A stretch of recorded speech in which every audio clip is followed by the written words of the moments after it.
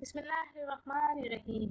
अस्सलामुअलैकुम, welcome to my channel Haseena beauty tips. I am doctor Manoor और मेरे चैनल पर आपको बहुत कुछ मिलेगा, like beauty tips, health tips और बहुत सारे वसाइल।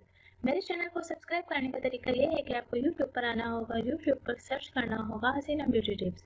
इस तरह से मेरा चैनल ओपन होगा और साइड में सब्सक्राइब का बटन दिया गया है, वहाँ आपको क्लिक करना होगा। जैसे ही आप उस पर क्लिक करेंगे तो यहाँ एक फोल्डर ओपन हो जाएगा और उस पर आपको ओके करना होगा।